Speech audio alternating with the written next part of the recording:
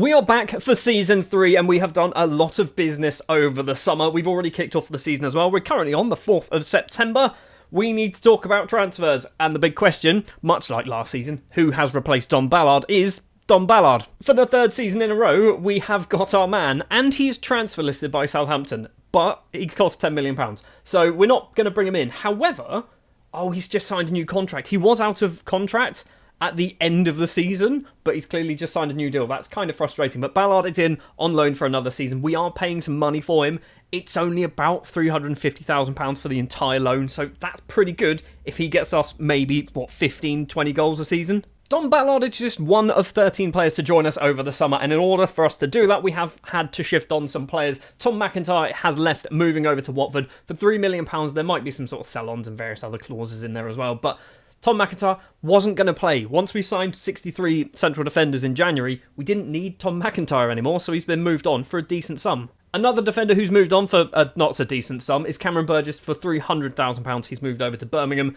Again, we weren't playing him, were we? We've also sold Brian Okonkwo to QPR. We brought him in last season, didn't play him, sold him for QPR for £275,000, potentially going up to £350,000. I think that's pretty good, considering we were never going to play him. He's also not the only goalkeeper to leave. Harrison Roan, 19-year-old England goalkeeper, has moved on, going over to Stoke for a decent sum. 1.2 potentially rising to 1.3. Another player that we just were not going to play. And the final permanent transfer to leave the club is Harry Mordner, a player who was arguably not terrible, really. We could have got some game time out of him, but he's moved on for £160,000 going to Norwich. There are a lot of loan deals as well that we will get to in just a moment. Some names that you might be surprised with have gone out on loan. We're going to fly through the incomings very, very quickly. Zach Schwab is the first one, 18 years old, one for the future from Arsenal. One for arguably now is Romans Kozlovs, signed from Southend for about £350,000, I think in total, 235 apparently. 16-year-old Latvian. I saw a Latvian in the Southend team and went, he looks pretty good, so we brought him in. He's worth £11 to £14 million. Signing on a free transfer is David Turnbull. He has been without a club for an entire season, which is why he looks rubbish now, but I think we can get something out of him. He's still pretty decent. I mean, he doesn't look great, does he? But he's only 26, still a few years to go in him, so Turnbull on a free, not bad. Signing from Fulham is Martial Godo, a 23-year-old winger, and he's not registered for the Championship this season because we brought in too many players. So yeah, Martial Godo, I'm hoping to loan him out, but the window is now closed, so he's probably just going to play under 21s football at the age of 23 for 6 months. Another youngster who is one for the future really, but he might get the odd game off the bench, is Josh Achemapong, signed from Chelsea on a free. As we know, we have made the Scott Banks deal a permanent transfer for £1.8 million, which arguably is possibly too much money, but we're not paying all of that in one go. I think it's kind of spread over like the next 3 seasons, something stupid like that. So Scotty Banks on a permanent deal, which is a very good bit of business, I think. In the central midfield role, we have Marcin Listowski, could be his name, signed from Salento or Lecce. He doesn't play a position that we play.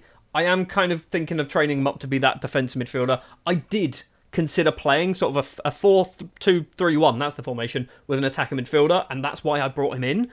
And then I kind of went, it's not gone so well. You'll see in a minute when we see the results. A player that I mentioned in, I think, the last episode, or maybe even the one before that, is Kiddo Taylor-Hart. He has joined from Arsenal. He got released. His contract expired. We brought him in. I think this could be a very good player. He's only 22. I think there's bags of potential in Kiddo. As we know, Don Ballard has also returned to his loan spell as well, but he's not the only player joining on loan. We've got 3 players joining on loan from Man City alone. Max Aleni is the first up, 20 years old central defender. We don't really need him, but he is in as a squad player, so I'm not going to play him a huge amount of football, but he's costing us absolutely nothing, and I think he's pretty decent. Alfie Harrison is in on loan from Manchester City, 19 years of age, central midfielder, attacking midfielder, striker. We are probably going to deploy him as a striker, somewhat on rotation with Ballard and Kelvin. Ashton Muir as well for Manchester City, a Scottish left and right winger. The versatility is what drew me to Ashton Muir. Again, not going to be playing him a huge amount because we've got Banks, we've got Onyedinma still, so those are our 2 starting wingers.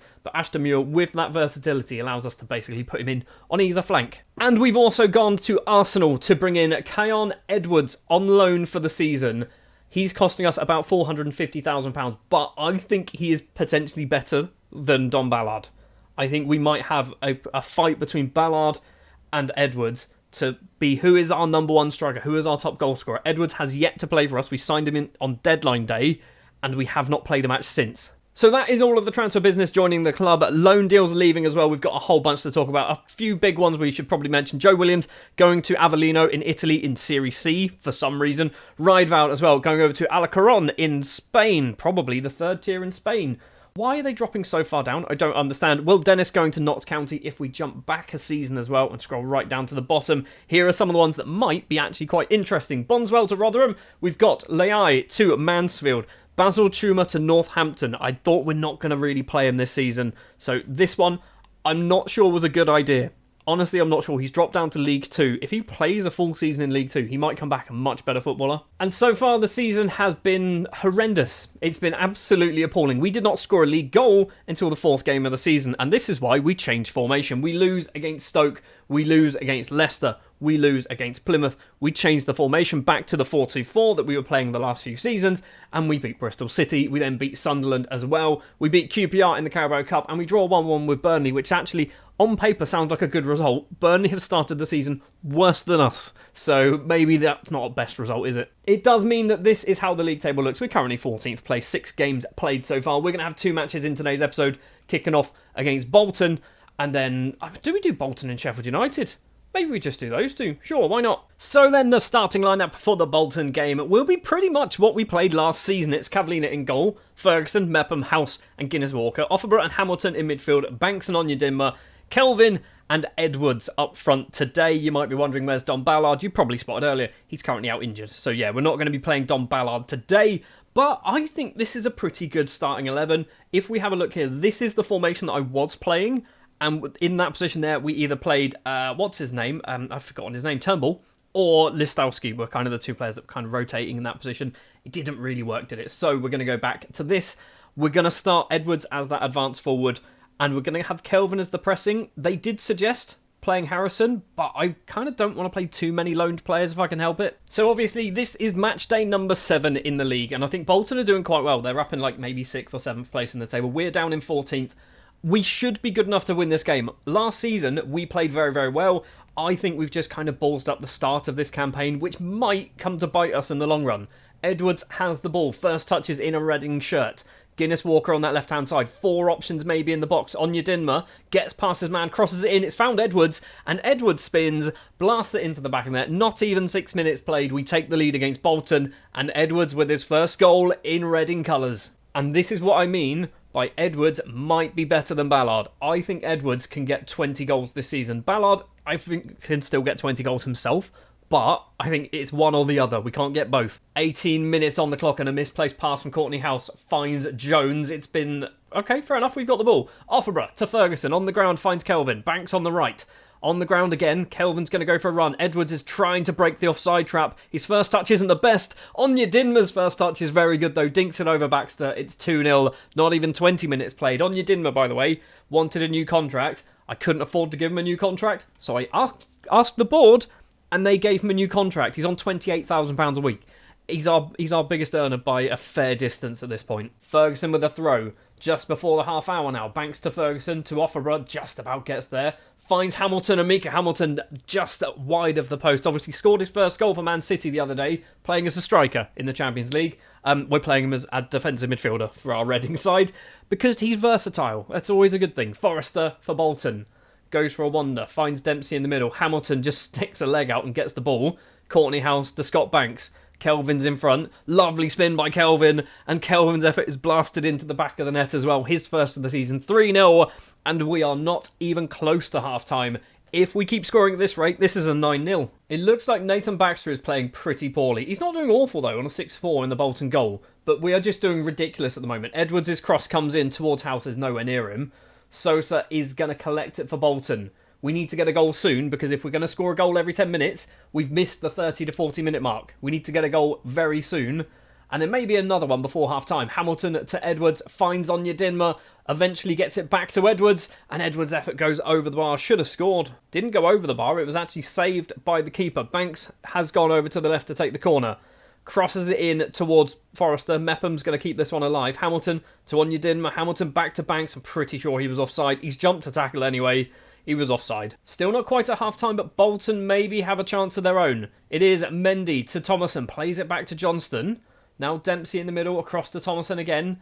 We could do with nicking this away because a goal here, right on the stroke of half-time, for Bolton would be bad. For us would be very good. Ferguson to Banks in the middle. Onyedinma's on the left-hand side. Played behind him. Gets it back to Banks. And Banks scuffs it over the bar. It's 3-0 at half-time. We are looking ridiculously good. Ridiculously good here. No changes at half-time because, let's face it, we're absolutely dominating at the moment. I am going to consider doing some changes. More to get some new faces on the pitch, like an Ashton Muir, a Harrison, maybe even an Alenyi or a Kiddo Taylor Hart, sorry. Because right now we are just dominating Bolton. Nothing's happening in the second half so far. We're up to 10th in the table as well. Right, almost 20 minutes left to play. Let's do a whole bunch of changes. It's going to be Ashton Muir coming on for Banks on the right-hand side. Taylor Hart coming on for Onyedinma on the left. I feel bad because he's on a 9.4, but we're going to take him off anyway. We've got Listowski, who can't play there, but I'm going to drop him in as a defensive midfielder as the DLP for Hamilton. Harrison's going to come on for Kelvin, and we're going to do Alenyi as well coming on for... I mean, they're literally identical at this point. We'll do it for a ball-playing defender, so Alenyi is going to come on as well. As all of our subs, all of our lone players have just been brought onto the pitch as well. It'll be nice if we can get a fourth and ideally not concede. Guinness Walker blocks the cross, but it's still with Bolton. Mendy to Sosa. Banks can't quite get it. The subs haven't taken place yet, actually. So this might just be a highlight because we're doing some changes. Nagalo to Lyons Foster, and it goes over the bar, and that is going to bring on our 5 changes. I feel like we've played Bolton on camera a few times now in this save, haven't we? Pretty sure we played them in League One, we played them last season, and we're going to play them in this one as well. It's like a tradition. Final 5 minutes of the game then, and it's looking like we are just going to win this one quite comfortably. 3-0. Nothing's really happened for us in the second half. I don't think we've really had too many shots either. Maybe 1 or 2 that haven't been good enough. Morley's cross comes in from the corner, and Benekophobe hits the bar. How have we managed to dodge that one? Muir with a dive and header clear, and that is the full-time whistle. It is a 3-0 win against Bolton. A very good performance, if you ask me. A very good performance. I would have liked to see, a goal or something happen in the second half, but we did the job in the first. So with that result, we move up to 8th place in the table, leading the way, and I don't think we're ever going to catch them is Everton. Everton have been relegated. The window is closed, and this is how their squad looks. It's sorted by value, so they've got Patterson, Garner still there, Amadou Onana is still there, Godfrey's still there, Merkelenko is still there. I mean, that squad is ridiculously good. It's absolutely insanely good for the Championship. So no wonder why they are currently top of the table. Datro Fofana on loan as well, because as if they didn't need better players, they've got 10 goals so far in 8 starts. Everton are going to win the league. We're going to go forward. We're going to play Sheffield United next, which I'm hoping is not on like a Wednesday. It's on a Wednesday. Right, we need to have a break. So just one change for the Sheffield United game, and that is Ballard comes in to replace Edwards. Both Ballard and Edwards shouldn't be playing, so I feel like I shouldn't really start Edwards in this one. He's probably going to come off the bench because, let's face it, he's very good at football, but so is Don Ballard. Already 2 goals so far this season. So let's go in and play the Sheffield United game. It is going to be tough, this one. This one is going to be harder than the Bolton game. Being away from home as well just makes it that extra bit harder. I think we can do this. I think we can beat them. But they are currently 3rd. They are currently 3rd in the table. We are currently 8th in the table. So they are technically better than us, but it's still early days. Also, it's 27 degrees in Sheffield. What's happened? We're in September as well, by the way. We're like mid-September and it's 27 degrees Celsius. That's insane. Anyway, Rivera to Lowe. Souza finds Rivera again in on goal, just over Cavallina's bar. So first chance goes to Sheffield United. We're going to see the goal kick as well. Cavallina with a weird goal kick, if I'm perfectly honest. I like a kick upfield, not across the penalty area, but there we are. Banks to Offenborough, who, by the way, Offenborough says that he needs to have a rest, but I'm not going to do it because he's very good. Hamilton's going to go for a run on that left-hand side, finds Onyedinma. Scored a goal in the last game, obviously. Can he get himself a second goal in this episode? He can't with that effort. Goes wide and over the bar, but fair play for trying. I'm not going to lie, Fred Onyedinma is probably my favourite player in this Reading save at the moment. And I think last season I said it was Ferguson. Onyedinma just gets on about his business. Scores goals, has a lovely time, plays well for the most part. And we just get goals out of him. We get goals, we get assists, we get all sorts of stuff out of Onyedinma.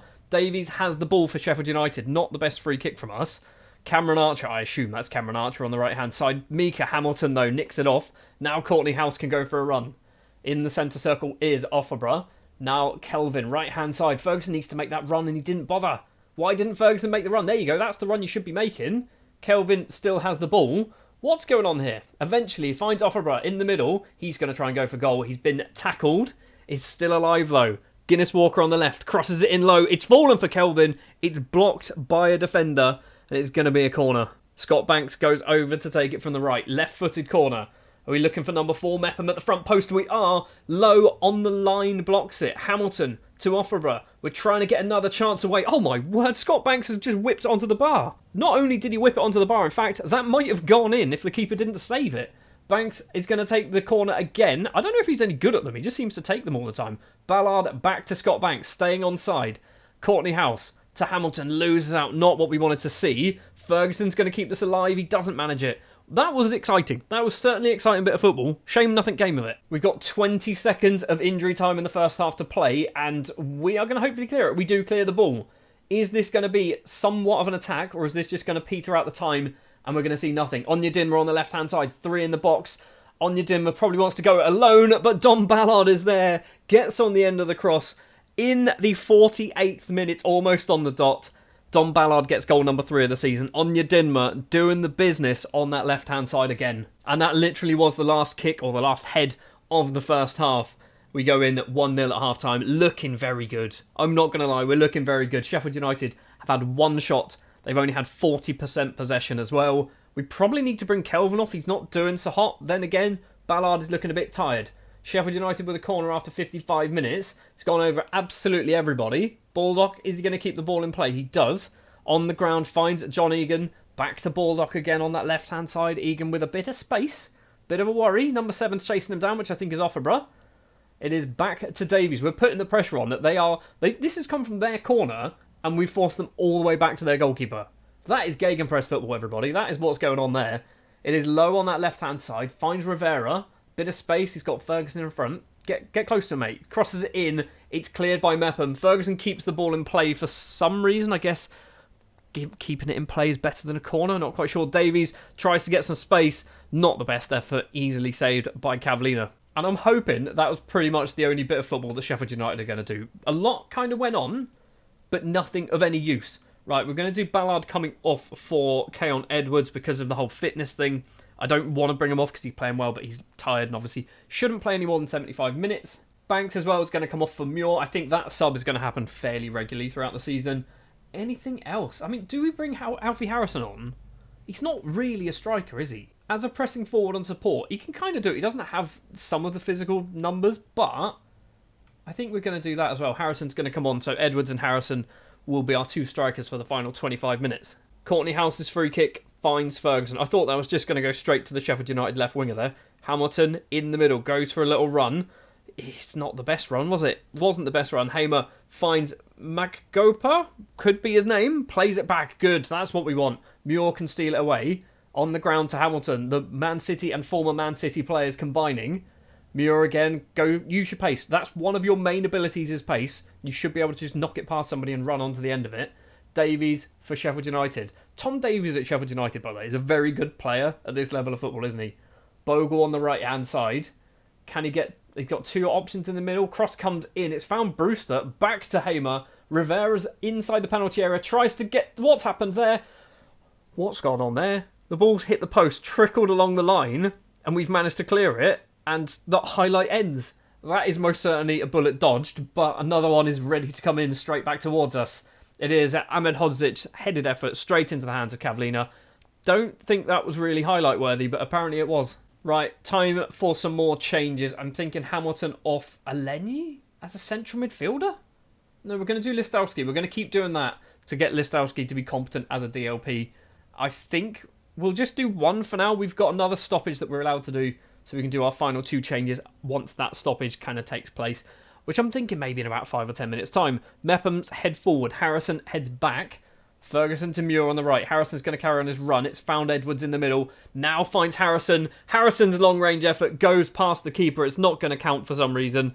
I don't know why it's not going to count, but I knew it wasn't going to count because it didn't say first goal of the season for Harrison. Right, final 10 minutes then. We are going to do that 1 more change. I thought we had 2 changes, but apparently it's just 1. We're going to do Anya Dinmer for Taylor Hart because that's one that we're going to do fairly consistently as well, much like the Muir one for Banks. That, by the way, is why I've decided to loan out Leai and Basil Tuma, because basically they'll be the 3rd choice left and right wingers at this point. 4 minutes of injury time to play. If we can hold on for this victory, that's a big, big 3 points, especially when you think we are probably going to be battling Sheffield United towards the end of the season for potentially an automatic promotion spot. Most likely a playoff spot, let's be honest. But that is a huge 3 points. After 8 games played so far, it is looking very, very tight in the early days of the season. How many teams are on 13 points? 5 teams sat on 13 points. We are obviously one of them. But we have lost 3 times so far this season. That's a lot of defeats early on. But when you look at our recent form, since we changed our formation back to the 4-2-4, which was there, we have suddenly basically just been dominating. We've only conceded twice in all competitions since we changed that formation. Cavlina, how many... He's got 3 clean sheets out of 8 appearances so far this season. Something about the 4-2-3-1 does not work with our team, but the 4-2-4 is where we thrive. So that is going to end this episode. Next episode, we're going to jump forward to somewhere around here. Normally, what I do, episode 2, is going to be kind of the January transfer window, but I think we're going to kind of come back a little bit earlier. We're going to come back for 2 matches, maybe even 3 matches in November. Things were going really, really well with our Reading side in Season 3. However, the last couple of matches, we've actually been pretty bad. We did play the invincible Everton side that really are far too good for this league. And then we've just lost as well against, I think, 20th place West Brom. It was not a good performance. Defensively, we were absolutely shocking. Going forward as well, we were shocking. We did, in between episodes, where did we play? We played Sheffield United, I think was the last one. So we've actually done alright, technically. We've won 3 matches. We've drawn a couple as well, but we have just lost Everton and West Brom. It means that we are currently 8th place in the table, but it is still very, very close in the middle there. You can tell how good Everton are when their top goal scorer has 12 and is Thomas Souček. Second place is Datro Fofana on 10. The highest average rating is just populated with Everton players. Most assists is populated with Everton players. The most man of the matches is Everton players. Jordan Pickford has 9 clean sheets in 15 games, which is just madness. And then, yeah, they're not picking up any yellow cards apparently either. So Everton have won the league at this point. I put money on that. I put my house that Everton have won the league on this. The starting lineup then for match number 1 of the episode, up against Cardiff, who are down, I think, in 22nd place in the table, so we should be good enough to win this one. Cavlina in goal, Ferguson, Mepham, House, and Guinness Walker. Central midfield is a little bit different to normal. It's going to be Savage and Kozlovs, who has just turned 17 and signed a professional contract. We'll come back to him in just a moment. Banks, Nonyedinma, Kelvin, and Edwards leading the lines. Ballard needs a bit of a break, so we're not going to play him for this one. Well, we'll probably bring him on in the second half. Kozlovs is 17 years old and a centre-back. However, he has 16 technique and 15 passing and only 12 tackling. So, we're pushing him up to be a deep-lying playmaker on support, which, if you look, he's kind of got most of the numbers. Mentally, I think, is what's lacking, but he's only 17. So we're going to give him a chance. He's played a few times already before his 17th birthday. This is his first game as an official professional footballer, and we're going to see how he gets on. We've also got a bit of an injury crisis and suspension crisis. Alenye, Offerborough, Harrison and Listowski all missing out through injuries or suspensions, which is not ideal. It's why we've got Kozlovs and Savage in midfield. Mika Hamilton as well, not fully match fit. Just before this match as well, I did have the Arsenal manager, who I'm going to assume is Arsene Wenger, speak to me about Edwards and said, "You're playing him in the wrong position. We've been playing him on the right-hand side of our front two as the pressing forward. He wants me to play him as an attacking or advanced forward. So that's what we're going to do. I've been playing Ballard as the advanced forward because he's very good in that role. But apparently, Arsene Wenger in the future needs him to be playing there. So that's what we're going to do because we don't want him to get recalled because he's very good for us. Banks has the ball after 15 seconds. This is a proper highlight against Cardiff. Savage to Kelvin, facing away from goal. Needs to get the ball forward, really. That's the opposite of forward. It's all the way back to Cavlina. Courtney House. I think there's a goal coming from this. You don't often get highlights in the first minute of a match where nothing happens. Nonyedinma on the left plays it back to Kozlovs, the youngster, number 36, to Guinness Walker, Courtney House in the middle. We've got no players, outfield players in our half, which if they nick the ball is a concern. It's fallen for Scott Banks, turns, shoots just wide, should be 1-0. Looking at the match stats for the first 10 minutes, it is looking very promising going Reading's way. 5 shots so far, 62% possession. We dominate possession with a gegenpress formation, which doesn't make much sense to me, but there we are. Banks with a free kick after 27 minutes is towards Johansson in goal. Fair enough. I thought maybe Mepham might have just leapt up and nicked that before the goalkeeper got it, but apparently not. Johansson then, with the ball in his hands, the Cardiff goalkeeper rolls it out to McGuinness. Right-hand side is Perryung. Where are you going to go? Back to McGuinness, back to the goalkeeper. We need to put the pressure on here, and we are trying to do so. Robinson goes for a little wander forward, though, as he has a little bit of space. Collins Back to the keeper again. Someone's going to make a mistake, and I'm hoping it's Cardiff. Robinson on the ground, plays it forward, finds Costa now, back to Collins. We need to steal this away. We really need to steal this away. I'm concerned that this is just going to eventually pass its way through. That will do lovely. Courtney House collects it. Where are you going to go? Ball forward to Onyedinma. Takes a touch, goes for a long-range effort, and Johansson almost saves that one. Does he save that one? I don't think he needed to save it. I think it was just wide. You can tell I don't pick the matches I'm going to play on camera because I've played them before. I'm pretty sure we played Cardiff in the last season as well on camera. So apologies, if you want to see lots of different teams, you're not going to get it. Ferguson has the ball for us. It is Mepham to Kozlovs. I love the fact that we've got a 17-year-old Latvian in midfield. It pleases me, and I don't know why. Onyedinma back to Guinness Walker. Down the line towards Onyedinma once again. Cuts inside. Goes down onto the left. He's got 3 in the box. Crosses in. Kelvin's one of them. Kelvin is there. Rises the highest. Gets his second of the season. We take the lead just before half-time, and that is exactly what we needed. And it stays at 1-0 at half-time. To be fair, Cardiff haven't really done too much at all, so we are just going to go straight into the second half. Kozlovs is on a 6.8. I'm happy with that. He's doing well. I'm wondering if this is going to be similar to the Bolton match from the last episode, where we did all of our good work in the first half, and then we just don't bother doing anything at all in the second. And so far, that's what it looks like. Just before 70 minutes, we're going to do a change. Ballard is coming on for Edwards. We've not seen a goal from Edwards, which is kind of disappointing. Abrefa is going to come on. We're going to do that, I think. Abrefa can come on as a right back. Ferguson can move over to be the left back.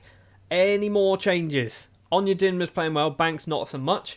So Ashton Muir is going to come on for Banks. I'm not going to bring on Hamilton. I'm decided I'm not going to bring on Hamilton because I don't think we need to play him. Give me like 10 minutes and then maybe we might bring Hamilton on, because if it starts getting a little bit nervy and Cardiff might score, maybe we will bring him on. Into the final few minutes, I'm going to force my own hand here and I'm going to use all of my subs and make sure that we don't bring on Hamilton. So Pepra's going to get a chance today as well. Aziz doesn't fit the positions anymore, does he? Because we've already done that. We're going to do... Who's playing badly? No one else is really playing badly. I mean, Kozlovs is on 6-5, isn't he? We'll play Lascelles. We can't do any more subs. Oh, that's fine then.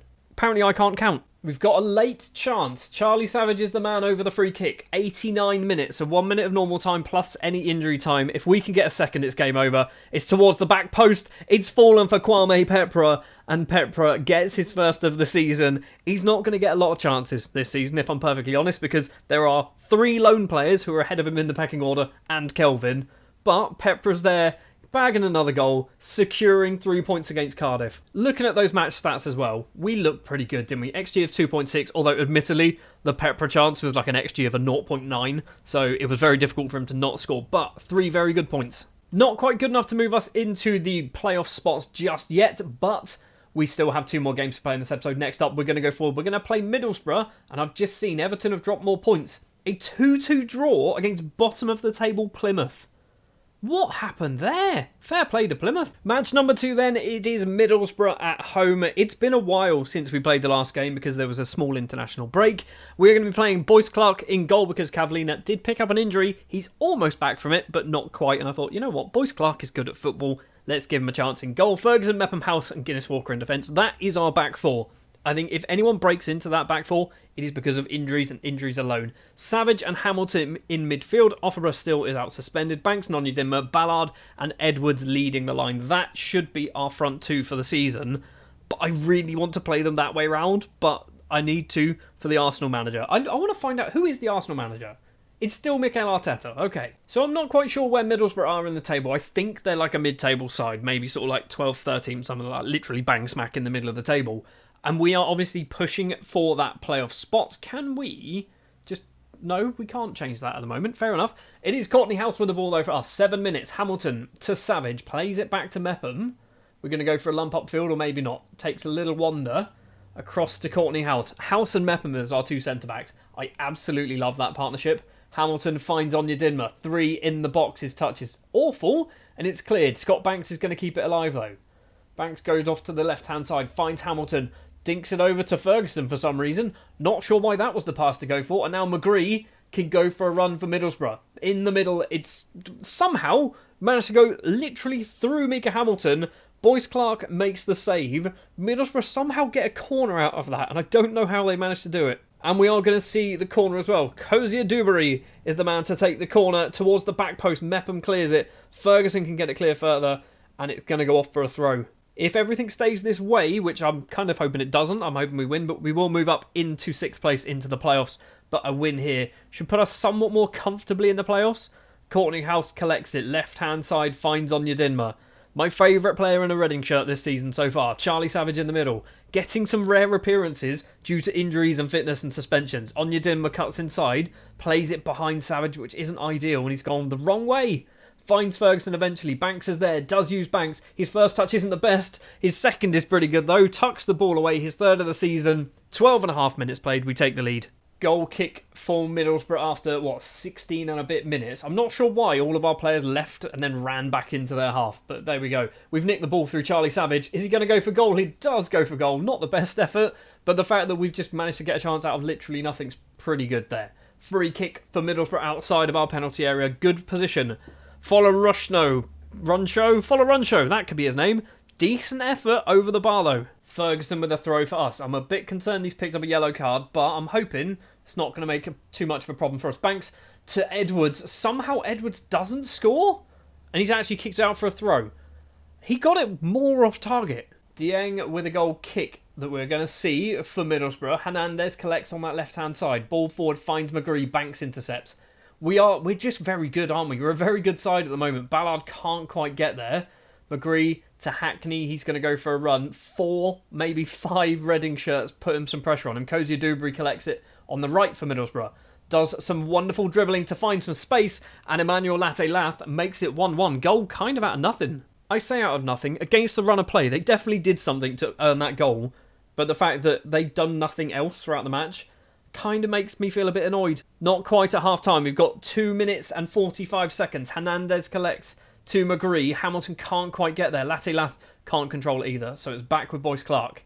Finds Courtney House. Goes off to the left, please. There we go. So what I wanted you to do, I didn't want you to just wander off and just leave your central defender position kind of empty. Courtney House gets the ball back. Down the line to Guinness Walker. Onyedinma needs to make a run. Instead, it's found Edwards. Edwards goes off towards that left-hand side. I'm not sure why it's K Edwards. I think we've got another Edwards, like in our under-18s. Hamilton to Onyedinma, and Onyedinma tucks that ball away into the bottom corner. His 4th of the season, a goal from either flank now. As we go into half-time with a 2-1 lead, we arguably should be 2-0. But I will take 2-1. 2-1's not bad. We obviously have the lead. I'm going to just click that and go straight into the second half. This is probably, minus Savage, if you replace Savage for Offerborough, this is our strongest 11, actually, and Boyce Clark. It's not our strongest 11, it's our strongest 9, plus 2 other players. Ferguson heads clear for us. Not far enough, though. 3 minutes into the second half, Cozier Dewberry's effort is straight into the hands of Boyce Clark, though. I've just seen Everton are losing against Bristol Rovers, and they've been losing since the 6th minute. I hope Bristol Rovers have taken the lead and gone 9 defenders, 1 striker and a goalkeeper. That's all we're going to do. Chambers the ball forward, intercepted by Courtney House. Ball on the ground to Don Ballard, somehow gets some space. It's off the bar, Banks' volley. What is Senny Dieng doing? Fair play to make that a second save, but that's madness. Hamilton to Savage. I feel like the highlight's gone at this point. But how has Senny Dieng saved that? Right, it's time to think about doing subs. We're doing alright fitness-wise. I'm maybe thinking Ballard's coming off, maybe Guinness Walker as well, purely because he's not playing very well. So we're going to do a couple of changes. Guinness Walker for Alenyi, which he's not a left-back, is he? He's definitely not a left-back. We're going to do Pepper as well. Where do we play you as a left-back? We can put Courtney House there. I think we're going to do that. So Courtney House can move over. Alenyi's going to go into central defence. I think that's all we're going to do for the moment. House has actually played quite well, I think, hasn't he? He's on a 7.0. We haven't got the subs on just yet. This is probably not a highlight, but we're going to keep with it anyway. Courtney House clears. Chambers to McNair on the ground to Hackney. He's hit the underside of the bar. It definitely was a highlight. Kona Boyce Clark can hold on to that one, and it is going to stay 2-1 for the moment. I'm keeping an eye on that Everton result as well. Not that it's going to make any difference to us, but the fact that Everton might lose a game this season is good. I like the fact that they're not going to be invincible in the Championship. With the team they've got, they should be. Final few minutes, an injury to Onyedinma is kind of frustrating. A lower leg injury, so he's going to come off. Kiddo Taylor Hart is going to come on. What else do we want to do? We've still got 3 changes to make. We'll do Banks for Muir because we always do that one, and a Breffer for Ferguson. There we go. A Breffer, by the way, has started to play a fair amount of football for us. It's normally off the bench when Ferguson gets a bit tired, but he's actually turning into a decent right back. Not quite at full time. There is 10 seconds of injury time to play. Taylor Hart to Pepra. He's just stepped over the ball somehow. Taylor Hart finds Edwards, spins, and almost finds the back of the net. I think Dieng made a decent save. The two former Arsenal men, Taylor Hart and Edwards, combining. We're not going to see anything. We're not going to see the corner. The full-time whistle goes. A 2-1 win against Middlesbrough. Pretty happy with that as well. And good news, Onyedinma's injury is only 1 to 2 days. Perfect. That's what we like to see. Reading move into promotion contention. Are we close? I feel like Leeds and Everton are running away with it. And arguably Sheffield United are still kind of running away with it. There's still an opportunity. We've beaten Sheffield United. They've lost to us before. So there's still an opportunity. The fact that we've lost 5 games in 17 is kind of a worry. And one of them was bottom of the table Plymouth. Oh, and I've just seen as well, Everton drew. Everton drew. So they still are an invincible side at the moment. Leeds must feel so hard done by. 17 matches played, 41 points on the board, and they're not top of the table. We're going to go forward to play the QPR game, I think. We're not going to do Millwall on camera. We're going to go to Loftus Road, play QPR, see how we get on there. We're back for the QPR game. We have just played Millwall and beat them 3-2. We almost made it 3-3. And by we, they almost made it 3-3. But luckily we survived to pick up 3 further points. And I think we're now up to 4th place in the table, which is very good. For the QPR game then, we are full strength apart from... No, we do have Onyedinma. We're going to play Onyedinma. So that is full strength. This is the squad that I want to play week in, week out. Cavallina, Ferguson, Mepham, House, Guinness, Walker, Offerborough and Hamilton, Banks and Onyedinma, Edwards and Ballard. You might have spotted we're playing 2 advanced forwards. And this is because Russell Martin had a conversation with me and said Don Ballard should be playing as an advanced forward, much like Mikel Arteta had a conversation with me and said we should be playing Edwards as an advanced forward. So we're playing them both as advanced forwards. We did this against Millwall. They both scored a goal. It might not be a problem. It might be a bad idea though. I really cannot risk losing Edwards or Ballard. I could arguably risk losing one, but I don't want to lose Ballard for kind of sentimental reasons. He's been here since the first season and been very, very good. Edwards is a better footballer on paper, so I don't want to lose him either. Banks has a corner for us. We're in the purple today towards House at the back, and Courtney House gets his first goal of the season. That might be his first Reading goal as well, you know. It is his first Reading goal, and we take the lead against QPR thanks to the corner, Scotty Banks and House combining. We are definitely in contention for automatic promotion, assuming Leeds and Everton start dropping points. If they don't drop points, we kind of got no hope, have we? We've got absolutely no hope. Fisher clears it to Banks for us, crosses it in, hits the first man. Can we get another chance? Offerborough back to Banks, crosses in now, finds Edwards, heads well over the bar, still 1-0. Right now, we are 11 points behind Leeds, who are second, which is mad. It is absolutely mad that we are so far behind. We've also just hit the bar, and arguably should have scored the rebound, but nobody decided to kick it. Just to add insult to injury as well, Leeds are 3-0 up against Charlton, Everton are 2-1 up against Sheffield United. So, Sheffield United are losing points, which is good in a way. Problem is, the teams above them are gaining points. No changes for us at half-time. It looks like, I think QPR have done a forced change, so Bernard has come on. Or maybe Bernard, not quite sure, could be either. We've got a free kick, Scott Banks is the man to take it. 10 minutes into the second half, number 28 is loitering offside, which I think is Edwards. Banks then steps up. Is he going to go for goal? It's a long way out. Plays it to Edwards on the ground. Finds Ferguson. Can he cross the ball? He does. He's found Hamilton. And Mika Hamilton gets his 3rd goal of the season. 2-0 now against QPR. And it's starting to look like this is another very good 3 points. We've got Mepham on the ball after 56 minutes. Are we going to get ourselves a 3rd? House with the opening goal of the game. Ball forward to Onyedinma. Back to Hamilton. Back to Courtney House. I keep saying this, but I think we've got a very good squad now for the Championship. If we get promoted, we're not good enough for the Premier League, but for a Championship side, we've got some very good players. Some players who are good enough maybe to do a job in the Premier League as well. Edwards being one of them, we make it 3-0 after 57 minutes. Although Edwards isn't our player, is he? I know it's obviously too soon to really talk about this or even consider this, but if we do go up, do we spend £10 million on Don Ballard? That's a big question that I need to try and find an answer to. And I don't know whether we're even going to have £10 million to spend. Chris Willock puts the ball into the bottom corner. It's 3-1. And right now, the performance Ballard's putting in, I'm not convinced. He's on a 6.7. Onyedinma's struggling as well. We've done no subs after 73 minutes, so we are going to do Ballard off. My assistant manager recommends putting Kozlov's on. No assistant manager. That's not happening. I think we'll go with Kelvin, and then we'll drop you back to a pressing forward on support. I think that's what we're going to go for. And then what else do we want to do? Anya Dim off for Muir. I would do Kiddo Taylor Hart, but he's not on the bench. Hamilton as well is going to come off for Kozlovs. I knew Kozlovs was going to get a game at some point on camera this episode, but I wasn't expecting it to come off against QPR, but there we are. He's now going to get a few minutes in the second half. Final 5 minutes of the match then. It's looking like it's another 3 points, or maybe there's another couple of chances. Prados could be his name. Bernard, ball forward to Pal. Loads of space for Powell to run into. Elias Chair just loses out and we get the ball back to Cavallina. Guinness Walker's clearance upfield. Kelvin can't be bothered to go for it. Elias Chair again on the ground to Cannon, and Cannon misses an absolute sitter. He was offside anyway. Still 3-1, and it's looking like this is going to be 3 points. Chair with a free kick. We've got 6 minutes of injury time to play. Cavallina has it in his hands. I don't think that was a highlight, so something else is going to be going on in this little highlight then. Cavallina, what are you going to do, mate? You're taking your time. You eventually decide to throw it out to Guinness Walker. Down the left-hand side, finds Ashton Muir, playing on the opposite flank to what we normally play him on. Cuts inside. Muir keeps going, loses out. He's managed to somehow still cross the ball in. Not quite sure how he did that. Archer holds the ball. Still no highlight. Still nothing's happened. So something else is going to take place. Archer with the kick over the halfway line. Get the head down. Ferguson's ball upfield is just cleared straight away. Intercept it. Kelvin has intercepted it. He's kind of one-on-one with the keeper. He's hit the inside of the post and he's not awake enough, not alert enough to get the rebound. And that is probably the last highlight of the game. We're on 98 minutes played. The full-time whistle goes. 3 more points. And I think that is 3 wins out of 3 in this episode. A win good enough to move us up into 4th place.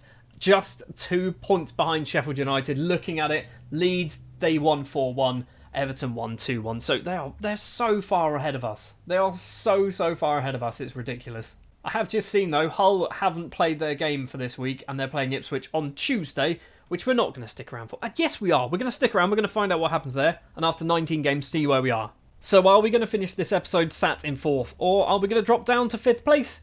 We are staying in 4th, thanks to Ipswich drawing 2-2 with Hull. So we're 4th place after 19 games. Obviously, we're almost at the halfway point. That'll be 23 games. Everton have now just played their 20th game. They are so far ahead. They are so far ahead. That's ridiculous. We're not even at the halfway point.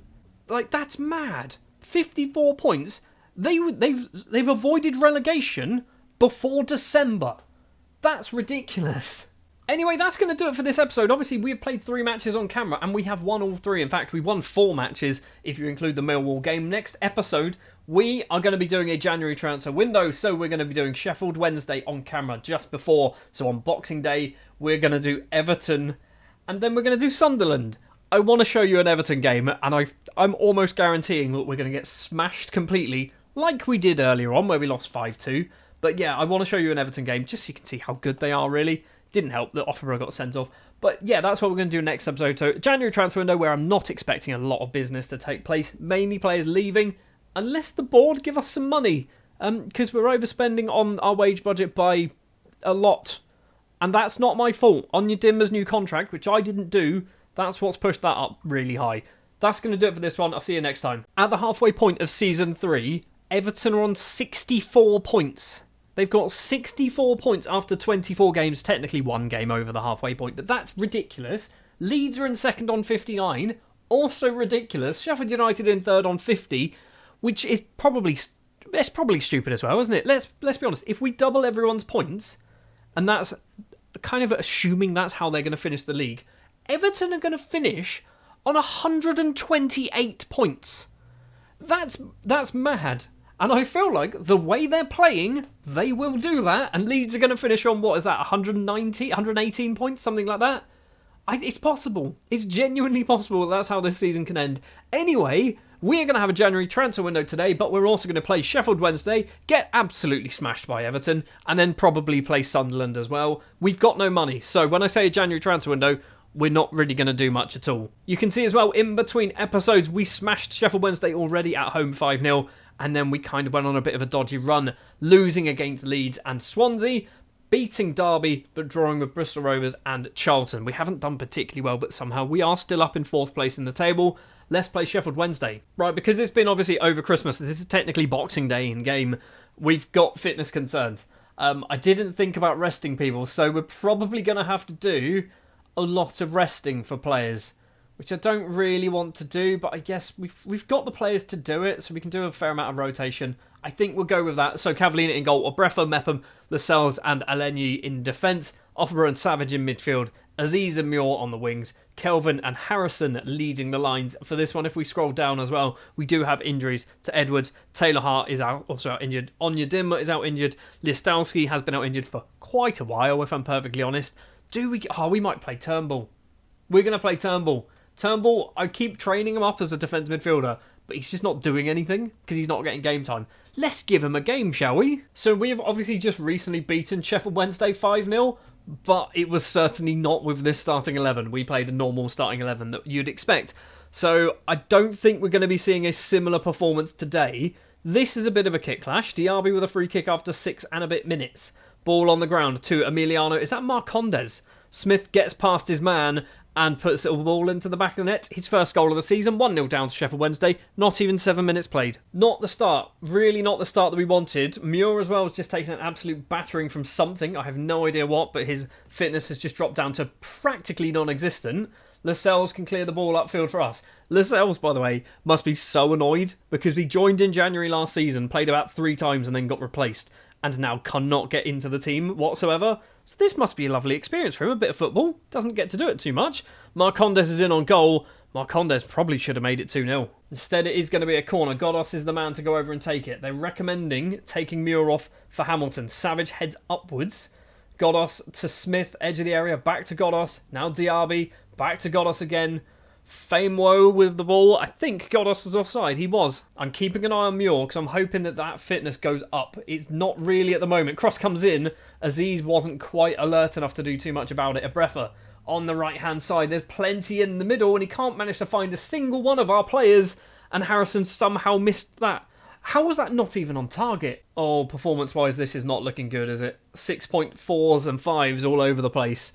We've got a 6-7 up front. Turnbull, for some reason, is on a 7.0. He's determined to make sure that he stays in this squad. Looking like as we go into half-time, we are going to have a shout at a lot of people. Aziz is on a 6-2. Harrison's on a 6-3.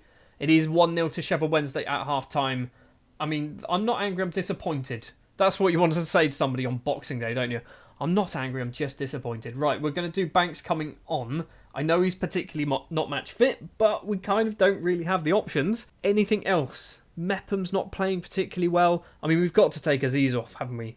We're going to do Hamilton. We're going to do that way round, actually. Hamilton can play on the wings. We can probably take Harrison off as well for Ballard. I mean, that's a lot of changes at half-time.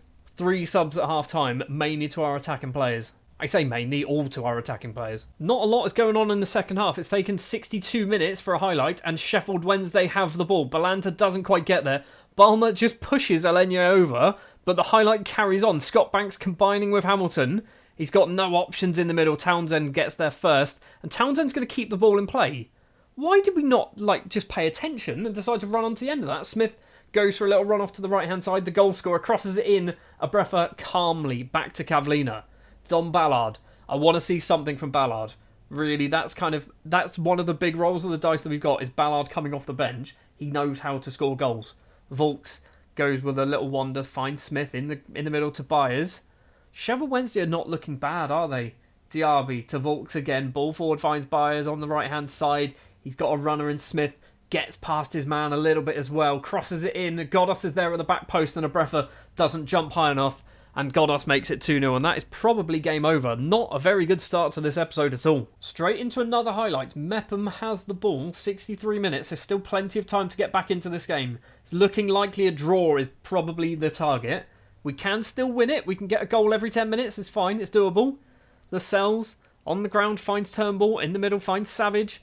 Ball onto the right is probably on. Finds Banks. He takes a few touches. Hamilton on the left. 2 in the middle. Kelvin's one of them. It's 2-1. Immediate response. That is very, very good. 2 more goals. 2 more goals in 25 minutes is doable. Godos with a free kick for Sheffield Wednesday. And it's 3-1. It's not 3-1. The flag's gone up. It's not counting. I don't know why it's not counting, but it is not going to count. Somebody was offside. Hamilton gets the ball from the throw, crosses it in. Banks is there. Selmani comes out, hold on to that one.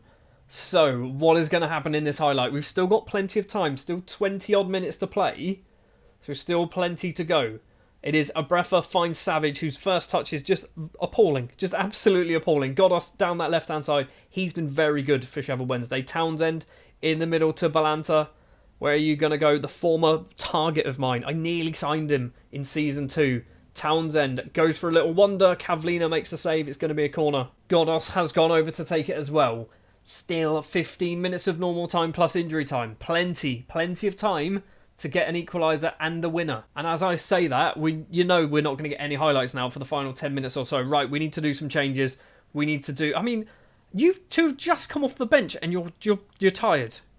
How are you so tired? I guess you played 45 minutes. Right, Offenborough is going to come on for... Who am I doing there? Turnbull. Why am I doing Turnbull? I don't want to do Turnbull. Savage. That's what we want to do. So Offenborough is going to come on for Savage. And we're going to do... Kelvin's playing well. I can't do Kelvin. Abrefa for Tom Holmes. Tom Holmes, much like Lascelles, doesn't get any game time at all, so this must be a novel experience for him. Palmer with a throw. Final 5 minutes. Sheffield Wednesday looking to just hold on. Finds Balanta long range effort. It's gone just wide of the post. And we need to get the ball back to Kavlina and get us upfield because we've got to... I mean, I wanted to press very attacking. We've got a free kick. We haven't got a free kick. Sheffield Wednesday have a free kick. And I feel like this is too little too late. We've got 4 minutes of injury time to find an equaliser. And Kelvin has decided, come on guys, pull your finger out, let's get on with this. And he's run back to nick that. Banks to Offenborough, finds Holmes on the right. 2 runners, I think it was Kelvin and Banks on the right-hand side. Turnbull in the middle, playing very well. Finds Ballard on the volley. If that went in, that would have been madness. I think he was offside. Godos with a free kick for Sheffield Wednesday. We've still got 2 minutes to play. Or 1 minute to play, sorry. Turnbull's going to collect it. Kicks it upfield. It's going to come straight back towards us. I feel like it is too little too late. If anything's going to come from this, we need to get it in their half, like now. Banks has this ball. Hold on. Don Ballard on the left-hand side. He's got Hamilton to his left. Does use Hamilton. Cuts past his man. 3 in the box. He's lost to Palmer. Palmer plays it back to the goalkeeper. It's cleared upfield. 15 seconds. Lascelles header forward finds Balanta. And that is it. It's game over. It's a 2-1 defeat against Sheffield Wednesday. And that could really put a dent in our automatic promotion charge. Which, let's face it, is non-existent. That's definitely ended it now, hasn't it? How have we lost this game? I mean, I know we're playing a fully rotated side, but we have not played very well at all. We've not played well. Their goalkeeper must have got man of the match, because we should have scored 2 goals, judging by the XG, and we just did not do it. Did we just play badly when it comes to strikers? That might have been what happened. So with that, we dropped down from 4th place to 5th place, Leicester leaping over us, and I've just seen as well, we are the only team in the league to have played 26 games. Why? Why are we the only team in the league? So everyone below us, I mean, Hull can leap over us. Stoke can leap over us as well if they win both of their games, although their goal difference is probably going to be a fair stretch to try and turn that one around. But yeah, so we're 5th, but let's face it, we should probably be 6th, maybe even 7th. Right, it's January the 2nd, and the transfer window is open, but this is the biggest piece of news. They've recalled Don Ballard because he wasn't playing in the right position.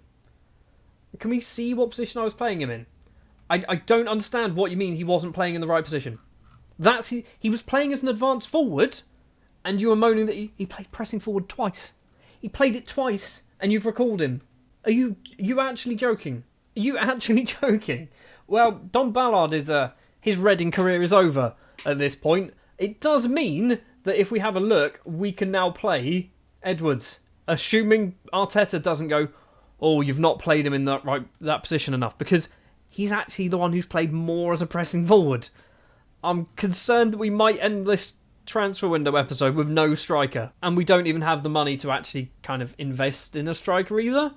So we might be in a bit of a predicament, and we might be playing old Pepra as our striker alongside Kelvin. Right, we are back on the 31st of January, ready for our match against Everton, where we will inevitably lose, but we have done a fair amount of transfer business.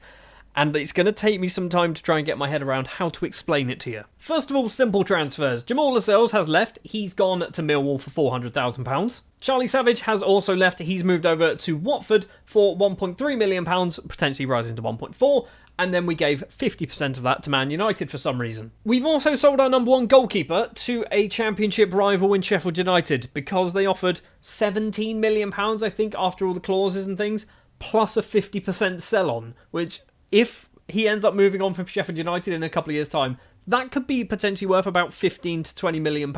And joining the club is Luca Fletcher on loan from Manchester City, replacing Dom Ballard, who obviously went back to Southampton. Speaking of players going back to their parent club, Max Alenier has also gone back to Manchester City because we didn't play him enough. Even though he was in as a squad player, he didn't play enough games. He played 9. I think that's more than enough. Out of about 24, 9's okay. Alfie Harrison has also left, going back to Man City for the exact same reason, and he played 12 games. We do still have Ashton Muir for now, although I am concerned that he might go back, although he has played 22 league games. And thankfully as well, Edwards is still here on loan from Arsenal because they're not too fussed that we were playing him as a pressing forward for a little bit. We have also recalled Riedwald from his loan spell at Alacaron because we need another central midfielder to replace the outgoing Charlie Savage. Will Dennis has also returned from his loan spell at Notts County because basically he's going to be our number 2 goalkeeper now. And in an attempt to try and get some transfer budget and some wage budget, because we've promised to our team that we're going to buy a new goalkeeper, I've sold a lot of clauses which didn't bring in enough money. So we sold this Roan clause for 1.4 million, a Conqueror for 100,000 and 560,000 for Nelson Abbey, but we don't get any of that money. None of that has really gone into the transfer budget. We are way over on our wage budget, and I don't know what to do. When we look at the players, we've got some really obvious players who are getting paid a lot of money, like Onyedinma, Arthur, Hamilton, Mepham, Guinness Walker, all on 20 or above. What does this mean? Disappointed with how the promise is going. Please don't tell me that's about the goalkeeper. Oh, we might have screwed this up by selling Cavallina and then promising to the club that we're going to replace him. The transfer window is still open. I think we might try and loan a goalkeeper if we can. I don't know how well this is going to go. James Trafford, could we get him in? I don't want to pay you any wages, that's the thing. Could we get Brian's brother? Do you reckon Brian's brother would want to join? I mean, that's a lot of money. That's a huge amount of money. £500,000, which we just don't have. Anyway, we are now going to play Everton, who are still undefeated, obviously, at the end of January. It's going to be Boyce Clark in goal, our new number 1 goalkeeper. Abrefa, Holmes, House, and Guinness Walker in defence. Tom Holmes is playing. Why is Tom Holmes playing? Oh, that's it. Mepham, he's got a flu or a cold or something, so Holmes is going to be getting a rare start. Obviously, there would be Lascelles, but he's obviously left. Offerer and Hamilton in midfield, Banks and Muir on the wings, Edwards and Pepper leading the lines. I think I should probably do that, shouldn't I? Onyedinma's much better, and he's best mates with Guinness Walker. I think I've got Edwards on the wrong wing, on the wrong side up front. I need to definitely change that, because, yeah, he needs to be the advanced forward. Otherwise we're going to get shouted at. Swap round, please. We're going to get shouted at if that happens. So, Everton then, undefeated so far this season, 80 points or 79 points after 29 games. I would love it if we beat them. I don't think it's going to make a blind bit of difference to our season at this point. I think we are, when you look at the points between 6th and 7th where we are, I think there's too big a gap. So I think we're going to be getting into the playoffs. But we're 1-0 down, Dan and Doy with his 12th goal of the season. But if we can beat Everton, which suddenly becomes a lot harder, it just means that we could be the only team in the league to actually do that. Last time we played them as well, we did lose 5-2. But we did score twice, which is better than not scoring at all. Offenborough back to Boyce Clark. Tom Holmes, ball upfield. Ethan Ampdu's got acres of space to just take his time. Branthwaite, ball forward, finds Garner. He can go off towards that right-hand side. Now Saud crosses the ball in. Souček's there, heads over the bar. 1-0 to Everton so far, 15 minutes played. In other news, Sheffield United are dropping points against Coventry. They're 2-0 down after 20 minutes. But we are so far behind Sheffield United at the moment, I don't think it's going to make much difference. They're basically just finishing the season in third. If Sheffield United finish anywhere other than third, I'd be surprised. Leeds are also 4-1 up against Leicester, so I don't know what Leeds are doing, but they are running away with things as well. I was really hoping this season would be the season where we'd be pushing for automatic promotion, but judging by how well the Everton and Leeds are playing, it's not happening, is it? We're playing awful as well. I'm going to keep that on, actually. I'm just going to keep going with that. I know it's Everton. Everton are good. I don't think we're going to get anything off this, so Why bother wasting our time trying to turn something around? Garner with a free kick after 47 minutes. Tries to find the top corner, instead it's off the post. We are only 1-0 down. So there is an opportunity to get an equaliser and we should be okay. But we've had one shot with the 0.05 XG. So it's not happening, is it? 3 changes then after 61 minutes. We're bringing on Kozlovs, we're bringing on Chuma, and we're bringing on Luca Fletcher. That's right, Basil Chuma has also returned from his loan spell at Northampton. I recalled him because I want to play him. I feel like we need to have some more options on the wings, and I was a bit concerned that they were going to recall Muir as well. Guinness Walker with a corner for us. It's cleared. Luca Fletcher across to Basil. Go on, Basil. Basil's effort is blocked by Lewis Potter, or even Souček, in fact, and Lewis Potter can go for a run forward. It is 2-on-1 at the moment, although we're getting so many players back. Lewis Potter can take his time, plays it backwards to Abdul Mahid, I think was his name. Souček doesn't quite get there good. Ampadu's going to keep it alive. Kozlovs, though, can go for a run. Finds Fletcher, loses out, not what we want to be seeing. And Lewis Potter can get past his man. Plays it back to Michaelenko. Look how good this team is. Michaelenko's playing in the Championship. He's ridiculous. Petra with a little kick on somebody, gets away with it. Abdul Hamid, with the ball on the right-hand side. Is he going to cross? He's just going to take his time at the moment. Finds Harrison, finds Garner. Loads of space for Garner. And James Garner makes it 2. And straight after the goal as well, I feel like it might be 3. Lewis Potter isn't going to get there. Bradford decides to not have a goal kick, keep it alive for Everton. Fair play. Lewis Potter goes for goal. Not the best effort, goes wide. We're seeing the goal kick. Boyce Clark to Courtney House. First time you've said Courtney House's name all game, and we've been literally trying to defend for the entire thing. We've lost out. We haven't lost out. We've managed to get the ball back, but now we've lost out, and now we've got the ball back. Petra to Offenborough. Forward again towards Petra. Doesn't quite get there. Big bad Basil's got it, though. He's in on goal, and Basil Chuma's effort is saved. Onyedinma's effort is also saved. It wasn't very good. It says Onyedinma with a lovely cross. Certainly wasn't a cross. Just seeing Petra's on a 6.2. What are you doing? I mean, I'm subbing you off, mate. How are you on a 6.2? We're going to bring Kelvin on, I think, because that makes the most sense, and neither of you can play in either of those positions. Magical. I'm a bit concerned why this highlight's going on, because this is from that little flurry of activity. No goal was scored. A couple of chances we actually had, but it's carried on, and I'm worried that this is going to be 3-0. There you go. I literally said at the start of this episode that we're going to get beaten by Everton, but even though I knew it was going to happen, it doesn't annoy you any less when it does happen. Like, we've been awful. We've been so bad. Everton, you know, are good. And if you know they're good, why pass to Beto? Why pass straight to him? Our best player on the pitch is a 17-year-old Latvian playing in central midfield. And then Fletcher, who's playing up front, and he's not really done anything either, has he? Ampadu with the ball back to Branthwaite. Ball forward to Souček. Is it going to be 4? I feel like there's a 4th, maybe a 5th goal in Everton. Michaelenko has to go backwards because, you know, he may as well go for a walk. This highlight seems to be going on forever as well. Nothing's happening. They're just passing it around. Just making us look good, getting their stat padding. That's what they're doing. They're just stat padding at the moment. They've got the win. They know they've got the win. They're just getting their pass accuracy up, making sure that's sorted. Holmes intercepted it. Big bad Basil down the line. Finds Kelvin. Are we going to get a consolation goal? Cross comes in. Fletcher's there. Doesn't get on the end of it. Onyedinma. Is he going to keep this in play? He does. He's gone for a cross. Kelvin's there. It's fallen for Basil. And big bad Basil gets his 13th goal of the season, which means he scored 12 goals for Northampton. It's 3-1. I should have never loaned him out. I should have never loaned Basil. I'm sorry, buddy. You are clearly one of our better players. And I don't understand how, because you're not very good. Anyway, a breather to Offenborough. Finds Basil in the middle. Fair enough. Kelvin facing away from goal. If we get a goal here, this suddenly gets a bit more interesting. It's Joel Virginia with the save. It's going to be a corner, but because it's only 3-1, we are going to keep Boyce Clark back. Boyce Clark's on a 6.2. Guinness Walker steps up to take the corner. Are we going to make it 3-2? Or is nothing going to come from this? Tommy Holmes is there. Doesn't get on the end of it, though.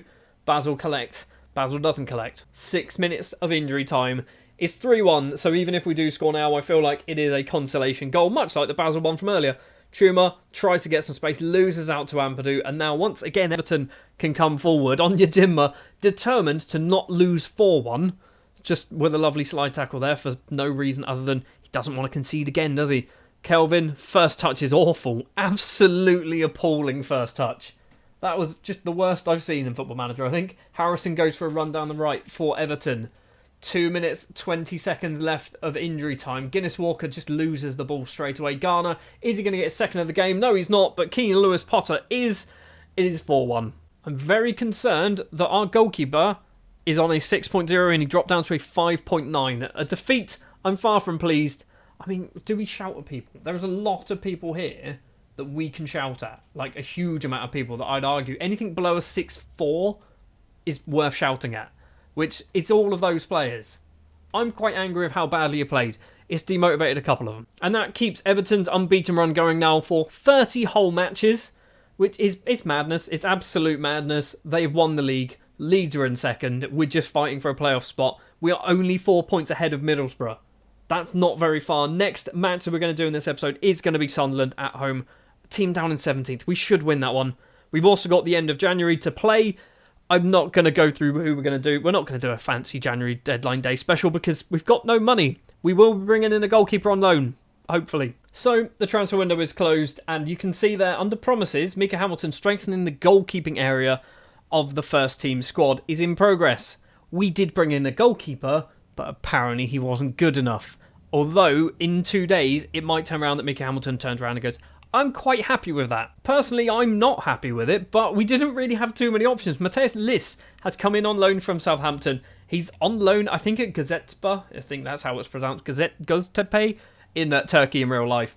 He's doing all right there, from what I can tell. But we brought him in on loan until the end of the season.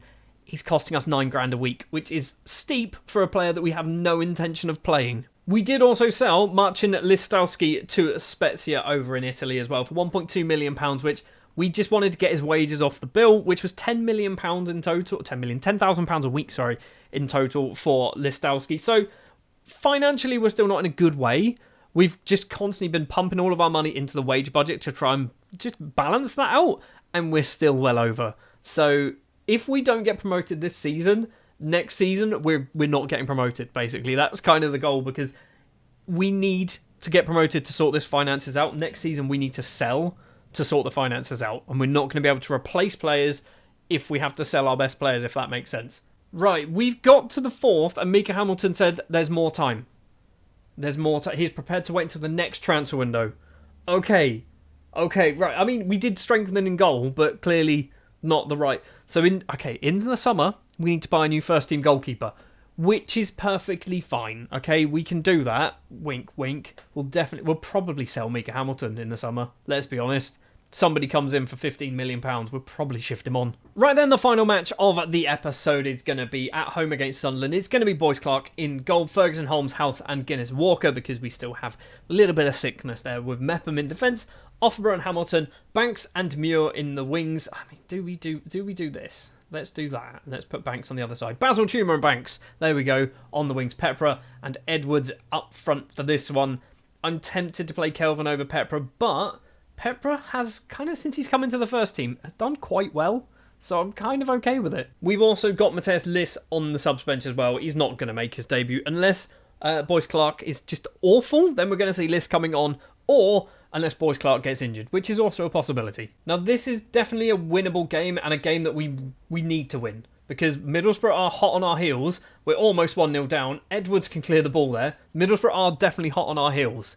And we don't want to drop out of the playoffs, because if we drop out of the playoffs, then all of a sudden, we're guaranteed, well, I say all of a sudden, we are guaranteed to be a championship team next season. And like I said a minute ago, that means we have to just do a big clear out and sell some players. Half an hour on the clock already. Very little is going on in this game against Sunderland. Boyce Clark is on a 7.3, so Sunderland have had some chances. They've had one, apparently. We've got a corner through Banks. Takes the corner towards Offenborough at the back post. I think it's gone in off Pickering. It looks like it is. It is an own goal for Harry Pickering. Offenborough with the headed effort. Hits the defender. Goes in. It's 1-0 to Reading. And that is what we like to see. How are Middlesbrough getting on? They're playing Bolton. They are currently 0-0 at the moment. This puts us 6 points clear. If everything stays this way, we are 6 points clear in the relegation zone. It's not the relegation zone, in the playoffs. Just carry on playing football. I think that's what we're going to go with. I feel harsh that Scott Banks is on a 6.4 because he essentially got an assist. Banks with the ball to Courtney House, 54th minute. House to Offenborough. Now Pepra in the middle, right-hand side is Basil Tumer. The Ugandan international, Ferguson, down the line, finds Chuma once again. 2 in the middle, 3 maybe. Chuma's going to go it alone. Probably shouldn't have done. Kicked it straight into Luco 9. Angel with a corner for Sunderland now. Straight after that one, Boyce Clark comes out, claims it. I was worried then. I was worried he was going to flap at it, miss the ball, and then they were just going to tap it in. Boyce Clark then, the Jamaican international. Big kick over the halfway line. Finds Basil Chuma. Doesn't find Basil Chuma. Instead, it's coming back towards us. Rigg over the top finds Clark. He's got 2 in the middle. Does he manage to find one? He doesn't manage to find one. Rigg's effort is over the bar. Still 1-0 to Reading, but Sunderland are getting close. I would quite like Bolton to win. I know it's probably, there's a 6-point gap at the moment. If Bolton win, it suddenly becomes a 7-point gap. Boyce Clark with a goal kick for us. They've done no subs at the moment. Probably should look at doing that. Guinness, Walker, Offenborough and Hamilton all looking a little bit tired. Probably shouldn't be on the pitch for too much longer. Angel for Sunderland. Not the best pass. Hamilton finds Chuma. Now Pepra. He's got a runner. It's Chuma on the right-hand side as well. On the ground, finds Edwards. Takes a touch. Blasts it past Patterson. Doubles our lead. His 12th of the season. And that is looking like we are going to be picking up the 3 points here. So let's do some changes. Mainly performance-related and some fitness as well. So, Onyedinma Dimma for Banks is going to happen. And then we're going to look at Hamilton for Kozlovs. Offenborough as well for Riedwald. Anything else? I guess Guinness Walker for a centre-back. We've got no centre-backs. Right, a Brefa can come on. And then we're going to do that. There we go. Boyce Clark is on a 6.5 at the moment. I don't know why he's doing so well. I guess Sunderland have an XG of just over 1, 3, now 4 shots on target. So he's clearly stopping them, which is very good to see. Middlesbrough, I assume, are still drawing with Bolton. They are still drawing 0-0 with Bolton, which is good because it does mean that 6-point gap between us and the regular teams in the league is kind of staying there. Onyedinma has the ball on the right-hand side. This back to our own goalkeeper. I got confused then.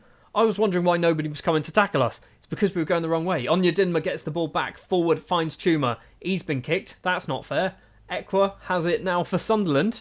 Chuma's trying to keep up with him every single step of the way, and he's got the pace to do so. Ekwa's ball towards Roberts doesn't find him, finds Courtney House instead. Now Onyedinma, I feel like there's a goal coming in this one. So Edwards has it. Onyedinma's got some space in the middle. He's gone for a long-range pass towards Chuma. Doesn't get anywhere near him. What was the thought behind that? What was the thought behind that pass? Plenty of easier passes to do. And now Sunderland possibly have an opportunity to get themselves back into this game. It's fallen for Schwartu, who's put the ball away. Surely that's not going to count. It's not going to count. He was offside. Good. 4 minutes of injury time to play. It's ticking away. It's finished. The game is done. A 2-0 victory against Sunderland. I mean, you'd expect us to beat Sunderland. They're down the wrong end of the table. But I'm happy nonetheless. A defensive masterclass by the looks of it. And Middlesbrough did draw 0-0 with Bolton, which means we are 6 points clear of 7th place. It's looking like the teams, basically the top 6 is probably the top 6 come the end of the season. It's been the top 6 as well for most of the season. Everton now 31 games without a defeat to the name, but they have just drawn another one. Did they just draw? They drew 0-0 with West Brom. That is going to do it for this episode. Next episode, we are going to come back somewhere in that, because I feel like we are in the playoffs, but it's not guaranteed. So we're going to go towards the point where we can confirm that we are definitely going to be in the playoffs, which is going to be somewhere in there. And then we're going to have an episode 5 of season 3, which will obviously be the playoffs, and hopefully it ends better than last season, where we lost to Blackburn. So we've got 4 games left of the season to play with Reading, and we are in 6th place, not quite secured in the playoffs, because Leicester are right behind us, just 1 point behind us. Today, we're potentially going to be playing 4 matches, starting off with current league leaders, Leeds United. That's right, Everton have dropped off the top. They've been at the top of the table for so long, and that's ridiculous. That is absolutely ridiculous. You should half their points, and they'd be mid-table. In between episodes, you can see that I've highlighted the matches that we have played, and we have actually won 6 and lost 5. We've done all right, I guess, is the best way of putting it, but we have lost some games where arguably we should have been able to win them. Burnley a defeat, Cardiff a defeat, a 4-3 defeat against Middlesbrough. That one kind of really, I say kind of, it did annoy me, didn't it? Let's be honest. A 4-0 defeat against Stoke, and then a 1-0 defeat against Plymouth. That one as well, if you have a look, Plymouth are down in 22nd place in the table. How have we lost that game? I don't quite know. Today, we've got Leeds, we've got QPR, we've got Bristol Rovers, and we've got Swansea to play. So we've got Leeds, and then we've got relegation fodder, basically. We should win at least 3 of the 4 matches. we're going to kick off against Leeds. So the starting lineup then for the Leeds game will be Boyce Clark in goal, Abrefa, Mepham, House and Guinness Walker in defence. Abrefa comes in because Ferguson not fully match fit. He's there, but he's kind of played a little bit too much basically lately. It's going to be Offenborough and Kozlovs in the centre of midfield. Banks and Goddo on the wings. Pepper and Fletcher leading the lines. We are missing the key man, Edwards, who is currently out injured. We are missing Mika Hamilton as well. Edwards, by the way, he's not going to play any more games for us. He's out for 3 to 5 months with a broken lower leg. So, yeah, we've kind of... It's annoying because Ballard really should still be here. So we have to play Fletcher and Pepper. We've got Goddo, who basically he was not registered to play for us. He only got registered at the end of January. He's come off the bench once and scored twice. That was a thing that happened. And then Kozlovs is actually in the starting 11, kind of on merit, because he's getting actually pretty good now. Now, obviously, this might be the last episode of Season 3 with Reading, because if we don't finish in the playoffs, obviously, there's nothing else to do this season. If we do finish in the playoffs, there will be another episode, which will be the entirety of the playoffs, which is hopefully 3 matches. Dorrington heads over the bar for Leeds after just 7 minutes. I think we're probably going to lose this game. Looking at the Leeds team, they're not particularly amazing. They're good. Obviously, they're very good, but they're not Everton levels of good. Everton's team is a Premier League team. Leeds' team is just a very good kind of championship side. Where, I mean, the Everton team is ridiculous. How they're not winning the league at the moment is just mad. On the right-hand side for Leeds, it is Aronson in the middle, plays it across Gibbs with acres of space. Mark Rucker spins, goes for goal over the bar of Boyce Clark, still 0-0. Leeds so far having the lion's share of the possession and obviously all the highlights. I say lion's share of the possession, it's just jumped up to 56 to 44 in our favour. It's a corner for Leeds on the left. Jan Kuoto steps up to take it. The Man City man, or former Man City man. Dorrington's there, this time heads over the bar once again. Leeds are getting close, but they're not really troubling Boyce Clark in goal. Looks like Offenborough has taken a bit of a knock. It's a pulled groin, so I think you might be coming off at half-time, although you are our best player by a fair distance at the moment. It is 44 minutes and 15 seconds. Matt Target to Aronson, crosses it in towards Gibbs. Wilfred Nonto is well offside, and it's a free kick. Good. I was going to say it was saved. It didn't matter because he was offside. And at half-time it is 0-0. I will take a 0-0 draw against Leeds. I will certainly take this as a result. Right, Offenborough is going to have to come off. We've got no central midfielders because of injuries. We've got, none of them at all. Do we do? I mean, Onyedinma probably can't play in the middle, can he? Can Goddo play in the middle? I feel like he can't, but we might give it a go anyway. We're going to do that. We're going to do Onyedinma coming on the left-hand side. Swap you two round. I feel like Goddo's going to make more sense as the DLP. This is definitely what you want to be doing, by the way, when you're playing against top-of-the-table Leeds United. Play a winger who's only played 1 time for you as a central midfielder and see how well he does. First highlight of the second half in it is, of course, Leeds with the ball. Matt Target in the middle to Stroik Gibbs to Aronson. Acres of space for Aronson. Just keeps walking as well. Goes for goal. Boyce Clark just about saves that. Straight at him. Wasn't quite sure he was actually going to save it, but he managed to do so. It's a corner for Leeds. Jan Kuoto goes over. It's going to go short because there's a man right in front of him. It is Wisser. Poor pass. Onyedinma can get the ball upfield, but nothing really comes of it at all. And Leeds once again coming forward. Not quite at the hour mark. Gibbs to this man's name. Not even going to try and pronounce it. Keeps going off towards the left. His effort is not very good. As long as Leeds keep having shots like that, this is fine. I'm kind of okay with it. Right, 65 minutes. We're going to do a couple of changes, and it is going to be up front. Kelvin is going to come on for Pepra. Do we do Banks off as well? I think we do for Basil on the right-hand side. I'm looking at Fletcher. Fletcher for Taylor Hart. I mean, Kiddo can play there. He's got 8 finishing. We're going to go for it. I think we are getting the ball kind of in decent areas, but our strikers and wingers just aren't doing the job, and that's why they're playing pretty badly. So maybe a change up front might change our fortunes. It might also mean absolutely nothing. Amdouni gets a bit of space for himself. Boyce Clark with another very good save. He's on a 7.4. That's probably going to bump him up to a 7.6. Corner for Kuoto to take on the left-hand side. 15 minutes of normal time to play. Header clear. Goddo cannot get there, but Boyce Clark can. He's playing well. He's genuinely playing very well. Obviously, we sold Cavallina in January, and I thought it might have been a mistake, and it probably was, but Boyce Clark is certainly stepping up. Final change of the match. Tom Holmes is coming on for Kozlovs, because Kozlovs is playing badly, he's tired, and he's booked. So we've got 2 non-central midfielders playing in central midfield against the league leaders at the moment with about 7 minutes to play. Boyce Clark is on a 7.7. We've hit the 90. There's 5 minutes of injury time. We've done absolutely nothing apparently in the second half. when you look at the match momentum graph, but the full-time whistle's going to go, and that is a very, very good singular point in a 0-0 draw. Boyce Clark gets an 8.2.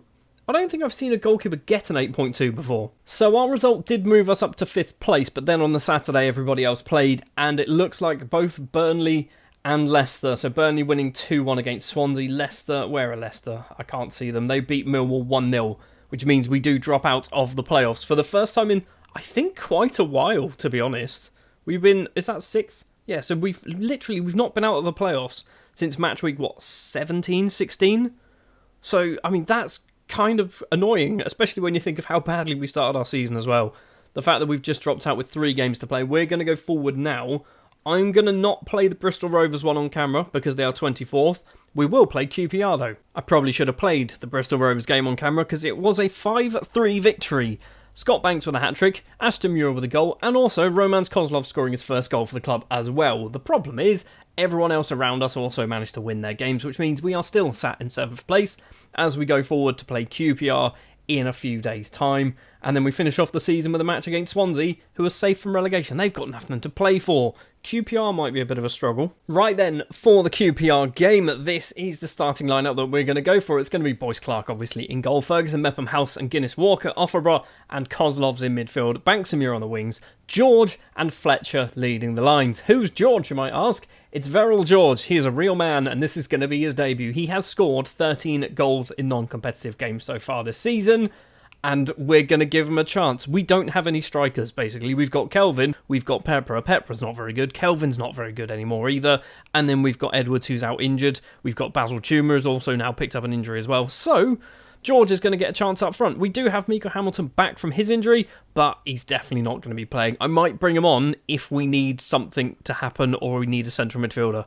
Maybe we need to sort our subs out so we don't have to bring on Hamilton. Let's put Turnbull on the bench. It's a weird thing to do, isn't it? We'll do it for Ochemapong, because Ochemapong's never coming off the bench either. I've come to the realisation, just before we kick off this match, that we can win our final 2 games of the season and still finish 7th place in the table, because obviously if the 2 teams above us, who are the 2 teams that we can catch, win their games, doesn't matter what we do, does it? Guinness Walker has the ball on the left-hand side, and also, thinking about it, if we lose against QPR, we might not be finishing any higher than 7th. That might be it for the season if we lose this match. Banks has the ball, plays it off to the right, finds Ferguson.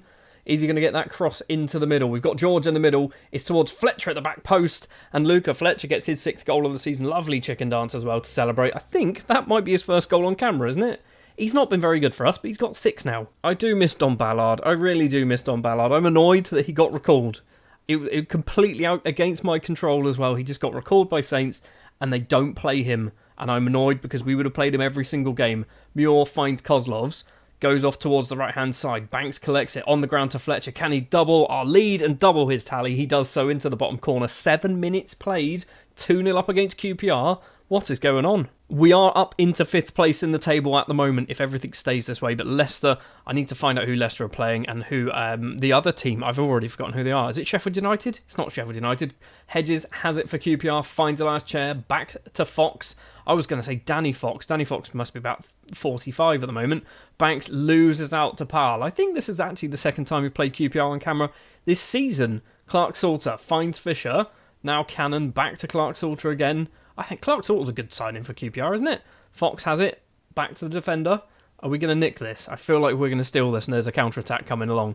Vukovic on the ground finds Prodos to Hedges. Ball forward. Finds Elias Chair. He's about 5'4", I think. Cross comes in. Good bit of defending. Verrill George flicks his head somewhere. Doesn't really matter where, does it? Towards Fisher, apparently. Hedges, Fisher, nick it. Somebody, anybody, nick it. Prodos goes for goal into the bottom corner. It's 2-1. The commentary was desperately trying to find out who they should blame for that goal, and they said it was Ashton Muir who lost the ball at the start of the highlight. It definitely wasn't his fault. Free kick for Chair, finds Powell, he's gone for goal, and Boyce Clark has gone from being superb in the last match to being utterly awful in this one. It's 2-2. It is 2-2. Leicester are beating Swansea. Sheffield United, is it Sheffield United? It is Sheffield United, the other team that we need to kind of pay attention to. They are losing against Everton. Okay, so that's one good thing. They're playing Everton, so that's an automatic defeat going on there. But we still need to make sure we can beat QPR. It is Mepham. Right-hand side is Ferguson, playing very well so far on a 7.2 rating. We've also got George, was on a 7 rating earlier. Banks finds Fletcher. Can he get a first-half hat-trick? He's hit the base of the post. The flag goes up anyway. Everton have doubled their lead against Sheffield United as well now as we go into the half-time break. 2-2. And have we been the better side? Yes, we just haven't done well in front of... I say in front of the goal. We haven't done well in goal, have we? I'm not happy with your performance out there. Ashton Muir's coming off. We're going to do Onyedinma coming on. And we're going to start the second half. One change, which I'm not sure is a good idea, but Ashton Muir was on like a 6.3. Clark Salter has the ball back to Fabiano in the QPR goal. Big kick upfield. Ferguson to Banks. We've seen nothing of George. That's a red card.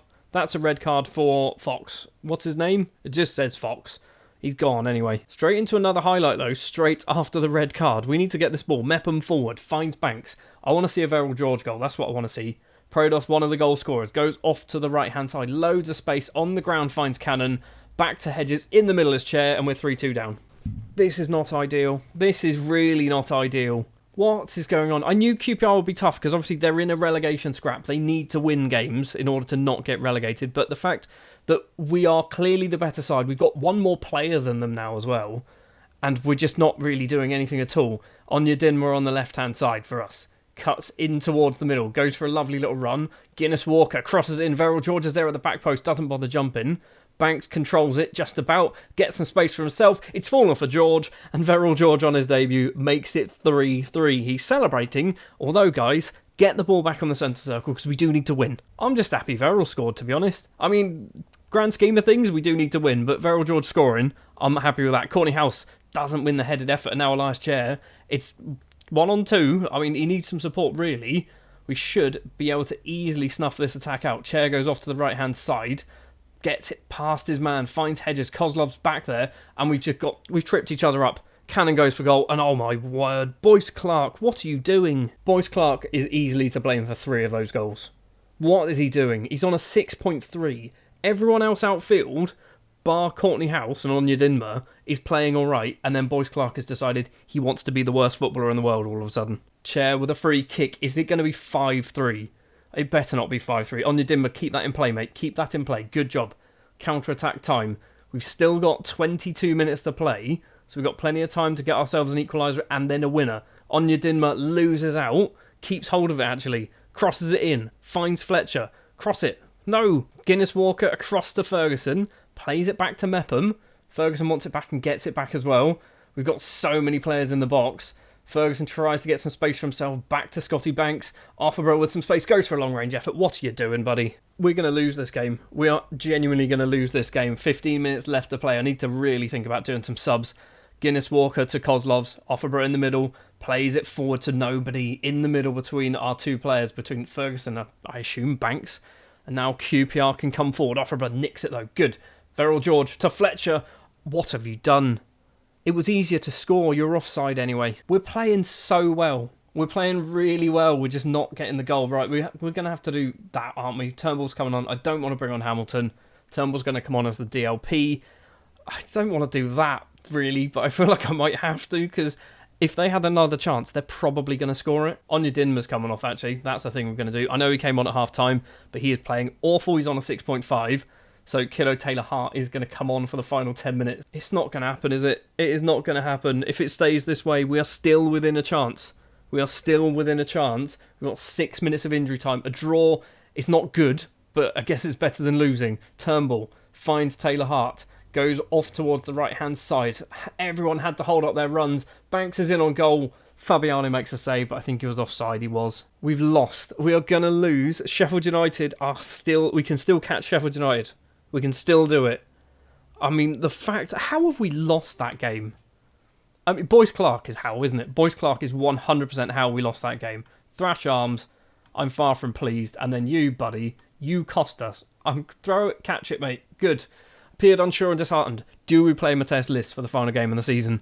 I think we might have to. So there's only one spot left for that final playoff position. Sheffield United and Reading, and technically Stoke can get it. Stoke do need... I guess Stoke could get it quite easily, actually. If they win and both Sheffield United and Reading lose, then Stoke will be moving up into 6th place. So, Sheffield United are playing Millwall away from home. We are playing Swansea away from home. And Stoke are playing... Where are Stoke? Stoke are playing West Brom away from home. So everyone's away from home.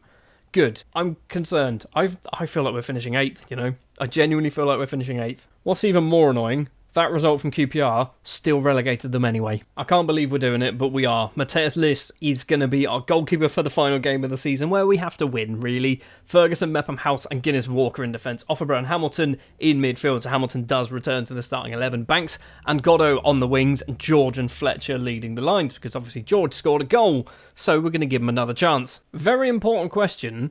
If we manage to win this game with a clean sheet and get into the playoffs, do we stick with Matthias Liss? Is that a good idea? Is that a bad idea? Do we go back to Boyce Clark? Much like the end of every season, I'm going to spend most of this match just looking at that league table and the latest scores to see what is going on. Sunderland are beating Everton. What's happened there? Sunderland are, down in 14th, Everton top of the table currently. We, right now, 7th place. It would be lovely if some highlights happen. There's been 2 shots, apparently, in 25 minutes. So far, it's been a thrilling game to end the season. It is 0-0, but there is a chance. Goddo to Verrill George with a bit of space, tries to curl it into the bottom corner, hits the post. Mepham's going to keep it alive. Goddo, is he going to go for goal himself? It's managed to hit, I think it was cleared by Panzo instead. I thought it just hit Panzo. Cross comes in from Swansea. All action all of a sudden. Nothing's happened for half an hour, and then we get 2 highlights within seconds of each other. Matthias Liss making his first ever English football match, I believe, even though he's played for Saints for about 5 years. Guinness Walker down the left-hand side. Goddo back to Mika Hamilton. This might be the last game Hamilton plays for us, especially if we don't go into the playoffs. Offerer on the right needs to play it to Ferguson and does so. Ferguson goes down the line, finds Banks, who's picked up an injury, not what we want to be seeing, finds George, and Verrill George has got 2 and 2. Right, does that mean that we move up into the playoffs right now as things stand? I think it probably does. I don't think it does. I think we're still in 7th place. This is not good. Fulton with the ball for Swansea. Mepham's with him. Plays it back to Panzo. Back to Panzo again from Timon or Timon, I'm not quite sure. McCann with acres of space goes for goal. Liss doesn't need to do anything with that one. So yes, it looks like we are still in 7th place. Sheffield United are beating Millwall. That's not what we want. We need Sheffield United to lose or draw. That's a definite thing we need to happen. Half-time has been and gone. No changes for us at the moment. I'm just keeping an eye on it now. That's all we're looking at, down in the bottom right-hand corner. And I hate the fact that he keeps jumping to the top when something happens. Right, I think we're going to have to do Scott Banks coming off on the hour mark because that injury, I think, is starting to be a bit of a problem. Ashton Muir's going to come on the right-hand side. Luca Fletcher off for Kelvin. Sure, we'll go for that. 2 Reading youngsters. Courtney House as well can come off for Tom Holmes. Why not? So I brought off basically 1 injured and 2 poor performers. Still got 30 minutes to play and we still need Millwall to actually score some goals. That QPR match has potentially just ruined our entire season, hasn't it? That QPR match has ruined our entire season. Offerborough's ball down the line for himself, and I thought he was even potentially going to get on the end of it. He doesn't manage it. Timon has it on the halfway line. Goes all the way back to the keeper, who is miles out of his goal. So if we can steal this, we might be able to score a long-range effort. McCann, right-hand side is key with acres of space. Loses out, though. Poor first touch. It's back with Matthias Liss. On a clean sheet so far, 70 minutes. So what we like to see. Ferguson on the right-hand side. I imagine Boyce Clark would have kept a clean sheet in this situation because Swansea have had about 4 shots and they've all been pretty poor. Mika Hamilton, right-hand side is Ferguson. Acres of space for the former Palace man. Down the line towards Ashton Muir, can't quite get to him, and Jay Fulton, McCann combining to get Swansea a bit of a break. Yates is in on goal, has to go out wide. Liss almost gets a hand to it, but Jerry Yates makes it 1-1. I think that's it, isn't it? I think that's it. It's over. Even though Sheffield United are still winning their game, right now, we need them to lose fairly comfortably if we want to go ahead of them, because a draw is not enough for us, because their goal difference there is like plus 15 ahead of us. Liss's effort is saved. Liss's save isn't very good, is what I was trying to say there. It is a corner for Key to take it. Right-hand side. Cross it in the middle as Panzo doesn't quite get on the end of it. And now Muir. Counter-attack time. This is what we want to be seeing. Down the right-hand side. Keep going, buddy. Just keep going. Keep going. He's been kicked. He's been kicked. Surely that's a yellow card. I've just seen Swansea playing a guy called Nduka Jr., who, if you watched my, I think, Esbjerg save in FM23, I signed him there. That was kind of a blast from the past. We've got 10 minutes left to play. I've done no subs. I'm a terrible manager. Right, 2 changes then. Kozlovs and Onyedinma coming on. Offerborough and Goddo are the ones to be making way. That is it. That's all we can do. A 1-1 draw. We've kind of ended this season so badly, and I feel like this might be the winning goal for Swansea. And Dukas at the back post doesn't get there. Muir heads vertically. Cullen with a bicycle kick from well outside the area. Optimistic, mate. Well, that is looking like it's going to be it. We've been poor in the second half. Looking at that match momentum graph, we've been very poor. A 1-1 draw is not enough, even if... I mean, we were rubbish anyway. We just had one very good chance, which we didn't score from, apparently, and then a chance that we did score from. But that means that we are finishing... I mean, we're finishing 7th, aren't we? And this Stoke won. Stoke didn't win. Okay, we're definitely finishing 7th place then. Stoke drew 1-1 against West Brom. I mean, it's not awful. Realistically, it's not awful. But the fact that we've thrown this away in the last 2 games of the season kind of is annoying, isn't it? So that is the final league table then. Everton win the league in the final day on 110 points, Leeds in second on 109. Just to put that into context, Hull were third on 83. I mean, last season Norwich won on 101. The first season, Hull would have almost won the league. And then this season, they were 30 points off the pace. 30 points. That's ridiculous. In case you're wondering as well, Everton lost 4 games, which is Sunderland, Leeds, Hull and Bolton. Leeds lost 5 games, which is Bristol City, Burnley, Bolton, Middlesbrough and Everton. Bolton did pretty well, didn't they? That is going to do it then for this episode and this season with Reading. It's frustrating that we didn't get into the playoffs. And I think over the summer, if we are going to do a season 4, we are going to have to do a lot of reshaping, which will involve selling probably our star players in the shape of Mika Hamilton, probably selling a couple of defenders as well. We might come back in season 4, if we do season 4 that is, and not be anywhere near as good. It might be a mid-table season if we do season 4. We were expected to finish 15th this year, so arguably we did much better than expected. But that's going to do it. Thank you very much for watching. Do remember to leave a like, subscribe to the channel if you are new as well, and I'll be back with more Football Manager and maybe season 4 with Reading.